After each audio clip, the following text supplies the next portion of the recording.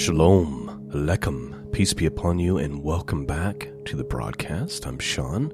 The website can be found at scriptureandprophecy.com. That's where you go to find the archives, and that's where you go to support this mission of truth. Today, we are looking at this week's Torah Parsha, which is Exodus chapter 6, starting with verse 2 through chapter 9, verse 35. The portion is called Vayira. Let me give you the summary real quick. The second reading from the book of Exodus and the 14th reading from the Torah is named Vayira, which means, "And I appeared." The title comes from the first words of the second verse of the reading, which says, "And I appeared to Abraham, Isaac, and Jacob as God Almighty." Exodus chapter 6, verse 3. The portion begins with four expressions of redemption, whereby God promises to bring Israel out of the land of Egypt, out of Egypt's bondage.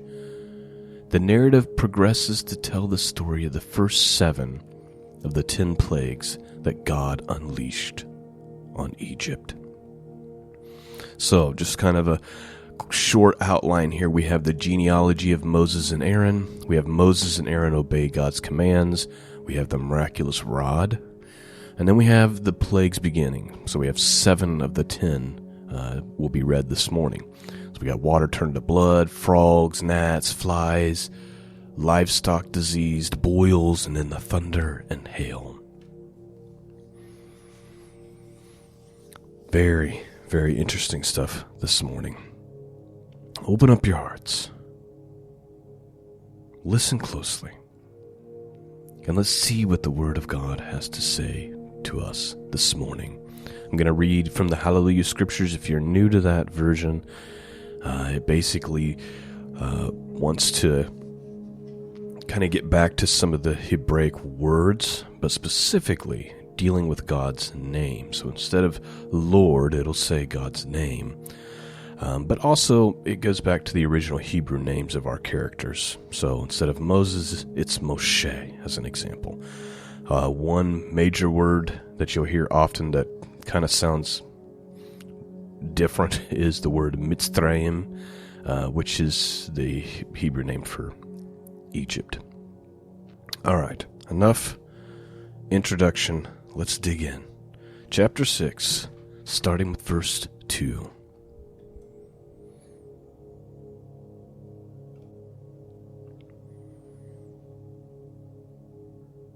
And Elohim spoke to Moshe and said, "I am Jehovah, and I appeared to Abraham, to Yitzchak, and to Yaakov as El Shaddai. And by my name Jehovah was I not known to them?" Please note, right out of the gate we have to ponder something. So verse 2, the very first verse of our portion this morning, God says, "I am Jehovah, and I appeared to Abraham, to Isaac, and to Jacob as El Shaddai.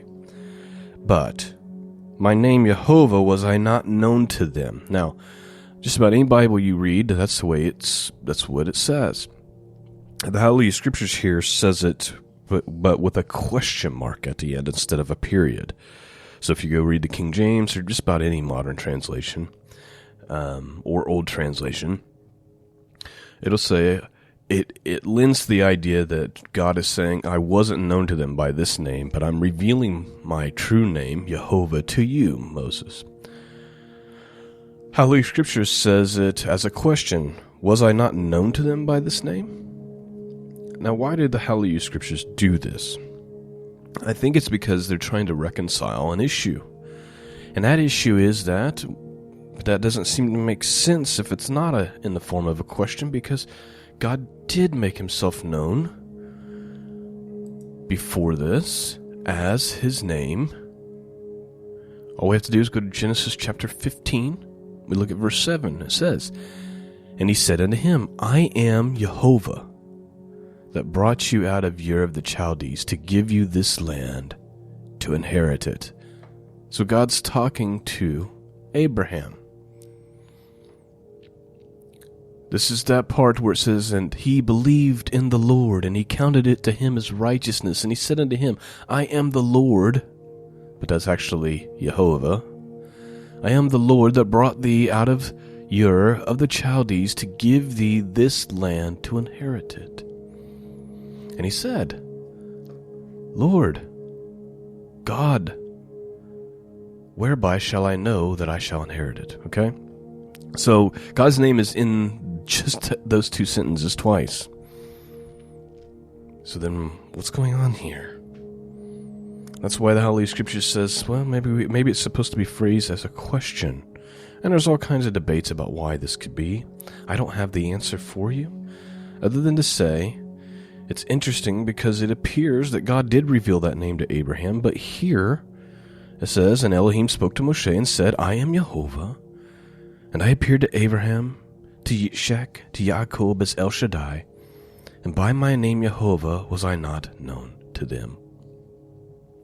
Now, we could go in and we could dig through a lot of commentary and stuff, and maybe I should, because I have a Hamash here that has like several paragraphs of commentary of reconciling this issue, but we got a lot to get through, so I don't want to stay hung up on that, but I just wanted to point that out to you as something worth taking the time to potentially study. Let's continue on. And I also established my covenant with them, to give them the land of Canaan, the land of our sojournings, in which they have sojourned. And I have also heard the groaning of the children of Israel, whom the Mitzrites are enslaving. And I have remembered my covenant.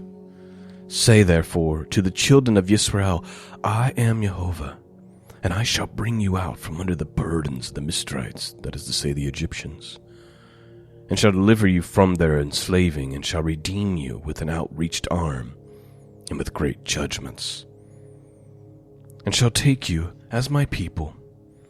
And I shall be your Elohim, and you shall know that I am Jehovah, your Elohim, who is bringing you out from under the burdens of the Mitzrites. And I shall bring you into the land which I swore to give to Abraham, to Yitzchak, and to Yaakov, and to give it to you as an inheritance. I am Jehovah. And Moshe spoke thus to the children of Israel, but they did not listen to Moshe, because of the shortness of spirit, and from hard slavery. And Jehovah spoke to Moshe, saying, Go in, speak to Pharaoh, sovereign of Mizraim, to let the children of Israel go out of this land. So please note, let's not underestimate how difficult this is for Moses. He's hearing from God. God is speaking to him like a friend, giving him instruction. He goes to the children of Israel, and he says, God is going to free us from this bondage. But they don't believe him. They've been in bondage for so long, the slavery's been so harsh. It just sounds like a fairy tale to them. And so, not only were the children of Israel not believing and supporting Moses in this impossible mission, now he gets to go to Pharaoh, the most powerful person on the earth, and have this dialogue, this conversation, and this struggle. Basically alone, except his brother Aaron. This would be harder than I think we give Moses credit for. Let's continue on. And Moses spoke before Jehovah, saying, The children of Israel have not listened to me. And why would Pharaoh listen to me? For I am of uncircumcised lips. In other words, Moses is saying, I have speech I'm not a very good talker.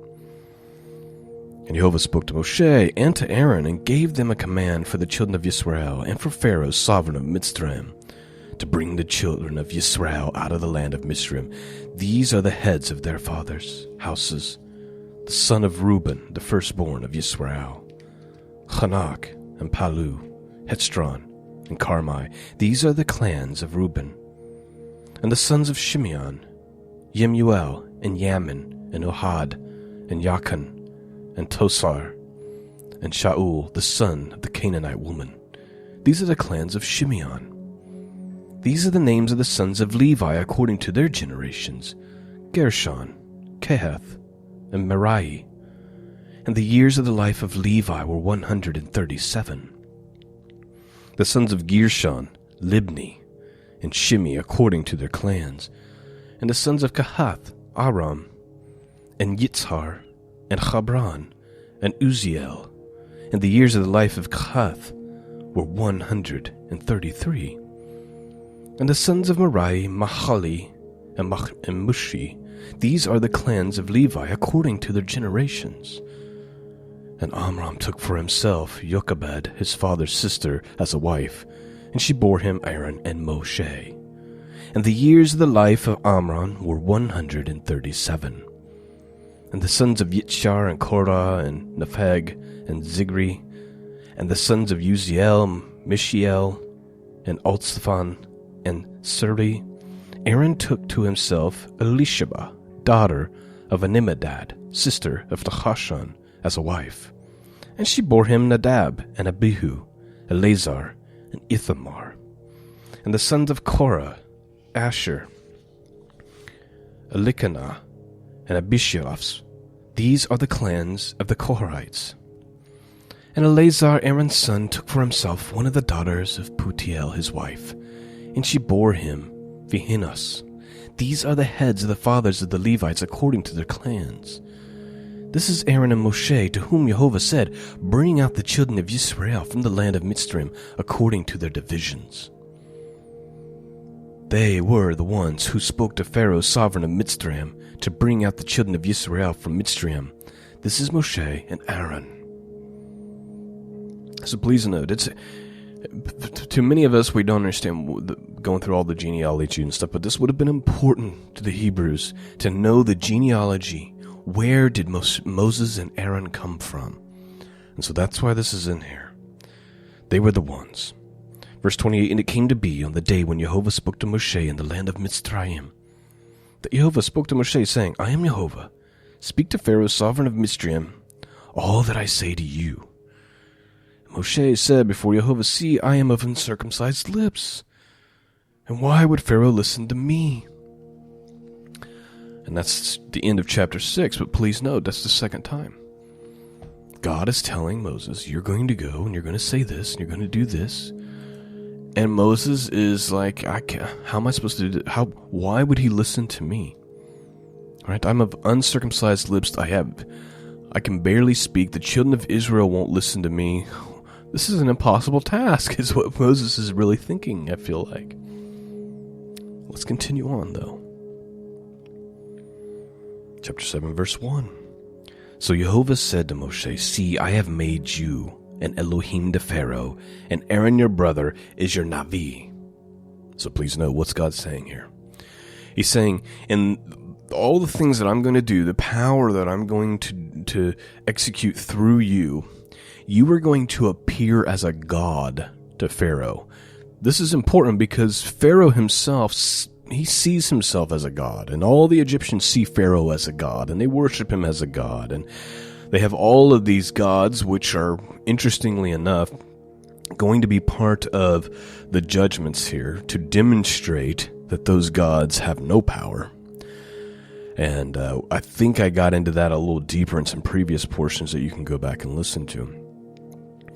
But God is telling Moses, so you're going to appear like a god to Pharaoh, and Aaron will be like your prophet. So you'll be like a god to Pharaoh, and Aaron, like a prophet, will speak for you to Pharaoh, kind of like how a prophet speaks to the people on behalf of God. So Jehovah said to Moshe, see, I have made you an Elohim to Pharaoh, and Aaron your brother is a Navi. You shall speak all that I command you, and Aaron your brother shall speak to Pharaoh to let the children of Israel go out of this land.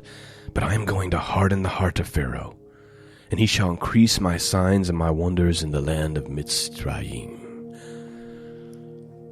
Please note, we're not going to have a lot more interruptions, but I want to make this point. Now, in the past, I've argued about this hardening of the heart is not as what people think. It's not, the situation is not that God Well, let me put it this way. The situation is not that Pharaoh is just so desperately wanting to let the children of Israel go, but God just keeps hardening his heart and won't let him do the thing, right? Like, that's sometimes how we read this when we say, well, God hardened Pharaoh's heart. He had no choice. That is not what I believe is going on here. Number one,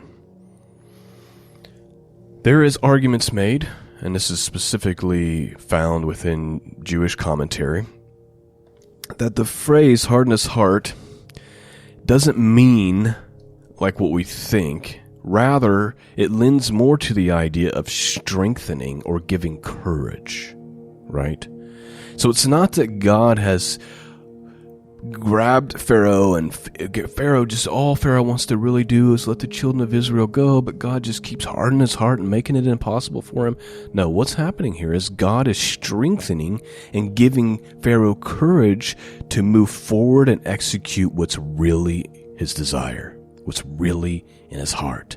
Because otherwise, left to just viewing the plagues, Pharaoh would submit and let the children of Israel go out of fear, not out of what he actually wants to do. And I would argue that Egypt, part of the reason why God doesn't just let Pharaoh release the people out of fear rather than his own heart, is because Egypt is due judgment for their enslavement of Israel, especially after Joseph saved the land of Egypt.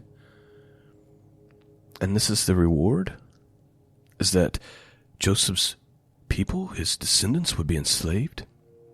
So this is bigger than just, oh, God's so mean, he's hardening Pharaoh's heart. So I just want to lay that to rest and say that is not what's happening here. This is more about strengthening and giving Pharaoh courage to do what he wants to do anyway, which is to continue to abuse and enslave the people of Israel. All right, we're running low on time, so we're going to have to do a lot more reading and a lot less commentary. Let's move forward. My signs and wonders in the land of Mitzrayim, verse 4, and Pharaoh is not going to listen to you, and I shall lay my hand on Mitzrayim, and bring my divisions and my people, the children of Israel, out of the land of Mitzrayim by great judgments. And the Mitzrayites shall know that I am Jehovah, when I stretch out my hand on Mitzrayim, and I shall bring the children of Israel out from among them.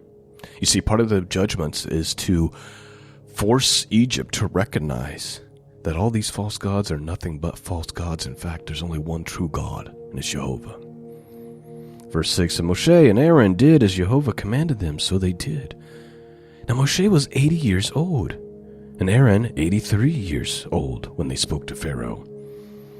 And Jehovah spoke to Moshe and to Aaron, saying, when Pharaoh speaks to you, saying, show a miracle for yourselves, then you shall say to Aaron, take your rod and throw it before Pharaoh, and let it become a serpent.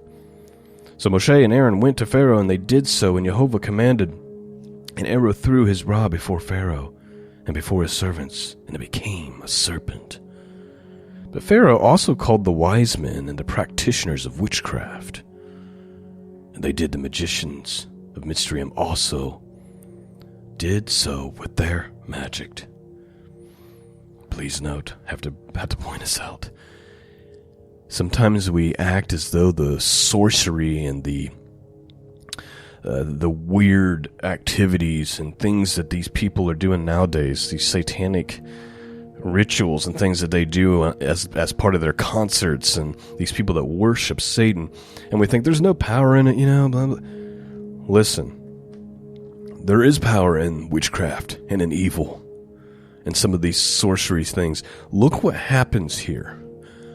The magicians and the practitioners of witchcraft that were present in Egypt at that time were able to come in and recreate the same miracle that Moses and Aaron did. They were able to turn a staff into a serpent.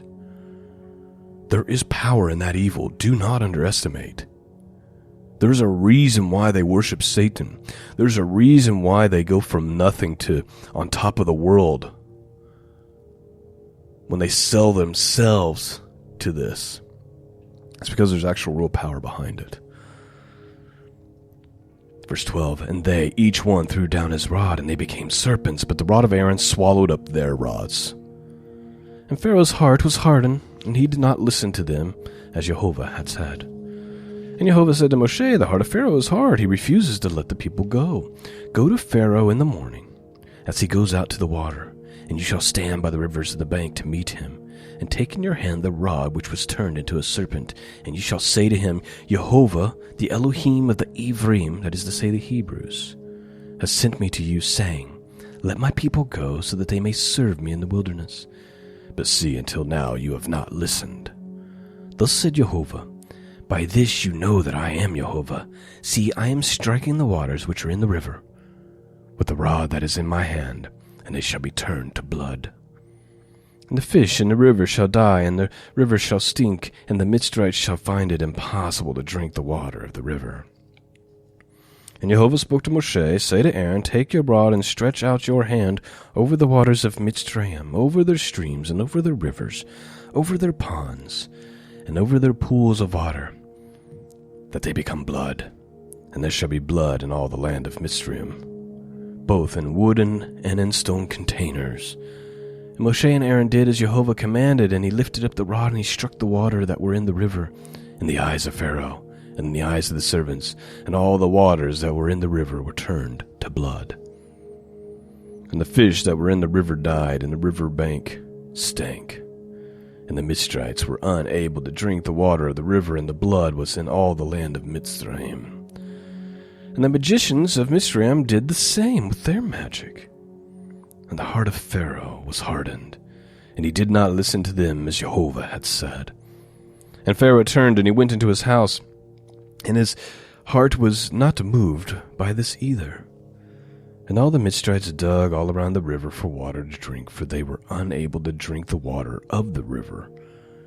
And 7 days were completed after Jehovah had struck the river. Chapter 8. And Jehovah spoke to Moshe, go to Pharaoh, and say to him, thus said Jehovah, let my people go, so that they may serve me. But if you refuse to let them go, see, I am smiting all your border with frogs. And the river shall swarm with frogs, which shall go up and shall come into your house, and into your bedroom, and on your bed, and in the house of your servants, and of your people, and into your ovens, and into your kneading bowls, and the frogs shall come up on you, and on your people, and on all your servants. And Jehovah said to Moshe, say to Aaron, stretch out your hand with a rod over the streams, over the rivers, and over the ponds, and cause frogs to come up on the land of Mitzrayim. So Aaron stretched out his hand over the waters of Mitzrayim. And the frogs came up and covered the land of Mitzrayim. And the magicians did so with their magic, and brought up frogs on the land of Mitzrayim. Pharaoh then called for Moshe and Aaron and said, pray to Jehovah to take away the frogs from me and from my people, and I shall let the people go to slaughter to Jehovah. And Moshe said to Pharaoh, explain yourself to me. When am I to pray for you and for your servants and for your people to destroy the frogs from you and your houses and remain only in the river? So he said, tomorrow.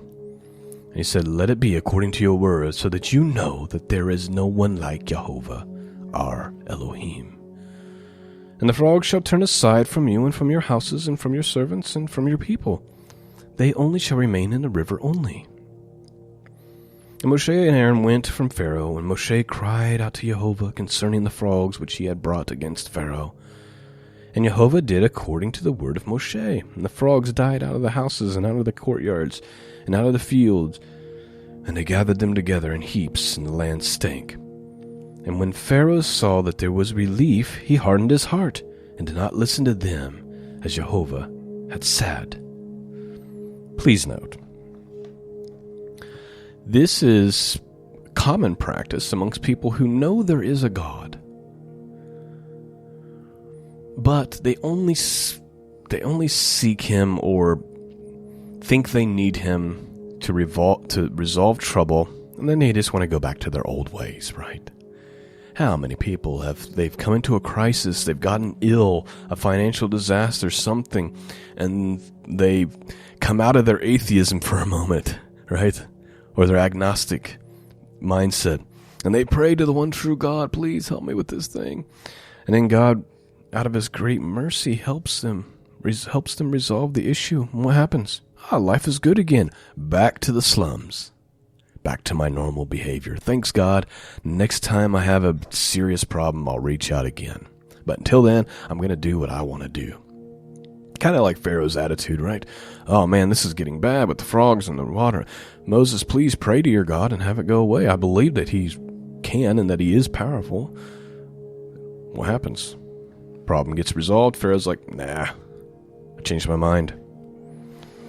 Keep in mind, if you are the Israelis, this back and forth that they have with Pharaoh, this, you guys are going to be let go. No, you're not. You guys are going to be let go. No, you're not. There's also like a psychological and emotional turmoil that you would be experiencing. It's bad. It's not bad enough that you're enslaved, but now one minute you're being told you're going to be free, the next minute you're told you're not going to be free. Next minute Pharaoh's getting mad and he's making your work harder by not giving you straw for the bricks. It's like, what's going to happen day to day? There's a lot happening from a faith, from a psychological, from an emotional standpoint that the Israelites, along with Moses and along with Aaron, that are going through that we probably don't take enough time to consider. Verse 16, and Jehovah said to Moshe, say to Aaron, stretch out your rod and strike the dust of the land so that it becomes gnats in all the land of Mitzrayim. And they did so, and Aaron stretched out his hand and his rod and struck in the dust of the earth, and it became gnats on man and beast, and all the dust of the land became gnats in all the land of Mitzrayim. And the magicians did similarly with their magic to bring forth gnats, but they were unable. And there was gnats on man and beast. The magicians then said to Pharaoh, this is the finger of Elohim. But the heart of Pharaoh hardened, and he did not listen to them, as Jehovah had said. And Jehovah said to Moshe, rise early in the morning, stand there before Pharaoh as he comes out to water, and say to him, thus said Jehovah, let my people go, so that they may serve me. Or else, if you do not let my people go, see, I am sending swarms of flies on you and your servants, and on your people, and into your houses, and the houses of the Mitzrites shall be filled with swarms of flies, and also on the ground on which they stand. And in that day I shall separate the land of Goshen in which my people dwell, that no swarms of flies shall be there, so that you know that I am Jehovah in the midst of your land. Please note, I won't take long, but just this right here demonstrates a couple of things. Number one, the magicians were unable finally, right? There's a limit to what their power can do, and they recognize that, and they're like, Pharaoh, this is the hand of God. Pharaoh doesn't listen. So here's the warning. Now there's going to be coming a swarm of flies, but to show you that I am God. It won't happen on the section of Egypt known as Goshen, where the Hebrews live. It's only going to be on you. And this is to demonstrate that God has the power, the ability, and the will to pour out judgment upon a nation and yet preserve his people. To keep his people safe, even though it's happening all around them. Let that be a comfort to you in the days that we live in now. Verse 23, and I shall put a distinction between my people and your people. Tomorrow the sign shall be. And Jehovah did so. And thick swarms of flies came into the house of Pharaoh and into his servants' houses and all the land of Mitzrayim. And the land was ruined because of the swarms of flies. And Pharaoh called for Moshe and Aaron and said, go slaughter to you Elohim in the land. And Moshe said, it is not right to do so, for we would be slaughtering the abomination of the Mitzrites to Jehovah our Elohim. See, if we slaughter the abomination of the Mitzrites before their eyes, would they not stone us? Let us go 3 days' journey into the wilderness, then we shall slaughter to Jehovah our Elohim as he has commanded us. And Pharaoh said, I am letting you go, then you shall slaughter to Jehovah your Elohim in the wilderness, only do not go very far away. Pray for me. And Moshe said, see, when I leave, I shall pray to Jehovah. And tomorrow the swarms of flies shall depart from Pharaoh, from his servant, and from the people. But do not let Pharaoh again deceive, not to let the people go to slaughter to Jehovah. And Moshe went out from Pharaoh and prayed to Jehovah, and Jehovah did according to the word of Moshe, and removed the swarms of flies from Pharaoh and from his servants and from his people. Not one remained. But Pharaoh hardened his heart at this time too, and did not let the people go. And Jehovah said to Moshe, "Go to Pharaoh and speak to him. Thus said Jehovah Elohim of the Ivrim, that is to say the Hebrews, let my people go so that they may serve me. For if you refuse to let them go and still hold them, see, the hand of Jehovah is on your livestock in the field, and on the houses, and on the donkeys, and on the camels, and on the cattle, and on the sheep, a very grievous pestilence. And Jehovah shall separate between the livestock of Israel and the livestock of Mitzrayim, and let no matter die of all that belongs to the children of Israel."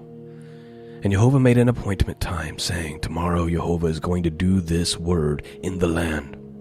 And Jehovah did his word on the next day, and all the livestock of Mitzrayim died.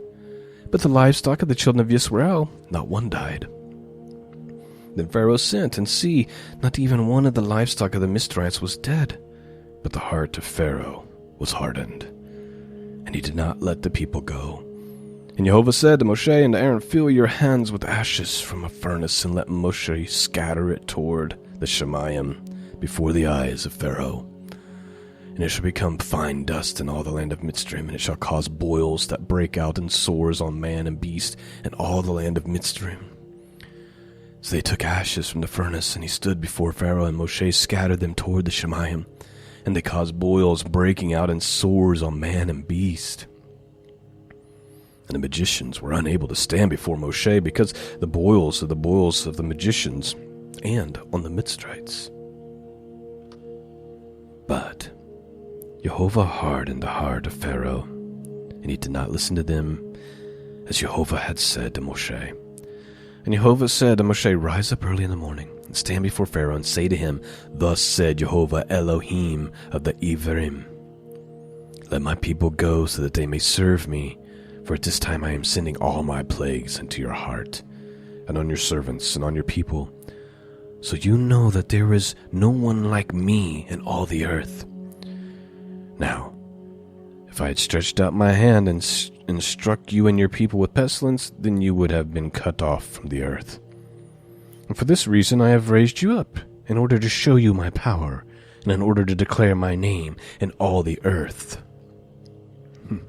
You see, we're almost finished here, but God is telling Pharaoh, your whole existence, your whole reason for existing in this earth is for this moment, for this showdown, so that this big, massive event would happen, and it would be told for generations and generations and generations, and the whole earth would know who Jehovah is. Verse 17, "You shall exalt yourself against my people, and that you do not let them go. See, tomorrow about this time I am causing a very heavy hail to rain down, such has not been seen in Mitzrayim from the day of its founding until now. Now send, bring your livestock to safety, and all that you have in your field, for the hail shall come down on every man and every beast which is found in the field, and is not brought home, and they shall die." Those among the servants of Pharaoh who revered the word of Jehovah made their servants and livestock flee to the houses, but those who did not lay their heart on the word of Jehovah left their servants and livestock in the field. Then Jehovah said to Moshe, "Stretch out your hand towards the Shemayim, and let there be hail in all the land of Mitzrayim, on man and on beast, and on every plant of the field throughout the land of Mitzrayim." Then Moshe stretched out his rod toward the Shemayim, that is to say heavens. And Jehovah sent thunder and hail, and fire came down on the earth, and Jehovah rained hail on the land of Mitzrayim. Thus there came to be hail and fire flashing continually in the midst of the hail, very heavy, such as not been seen in the land of Mitzrayim since it became a nation. And the hail smote all the land of Mitzrayim that was in the field, both man and beast, and every hail smote every plant of the field, and broke every tree of the field. Only in the land of Goshen, where the children of Israel were, there was no hail. And Pharaoh sent and called for Moshe and Aaron, and said to them, "I have sinned this time. Jehovah is righteous, and my people and I are wicked." Please note, that's an important acknowledgement. Pharaoh's admitting that God is righteous, Jehovah is righteous, and that himself and his people, they are wicked. Pray to Jehovah, verse 28, "For there has been enough of thunder and hail of Elohim, and I am letting you go so that you stay no longer." Moshe said to him, "As soon as I go out from the city, let me spread out my hands to Jehovah, Let the thunder cease and the hail be no more, so that you know that the earth belongs to Jehovah. But as for you and your servants, I know that you do not yet fear before Jehovah Elohim. We're almost done. 5 more verses. But notice what Moses says. I'm going to do this thing. I'm going to go and I'm going to pray and we're going to have relief from this plague, but I know that you still haven't seen enough yet. It's still not enough for you to have the proper fear of God. And the flax and the barley were smitten, for the barley was in the head, the flax was in the bud. But the wheat of the spelt were not smitten, for they were late crops.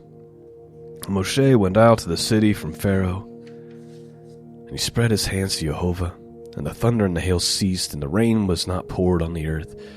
And Pharaoh saw that the rain and the hail and the thunder had ceased, and yet he had sinned, and he hardened his heart and his servants.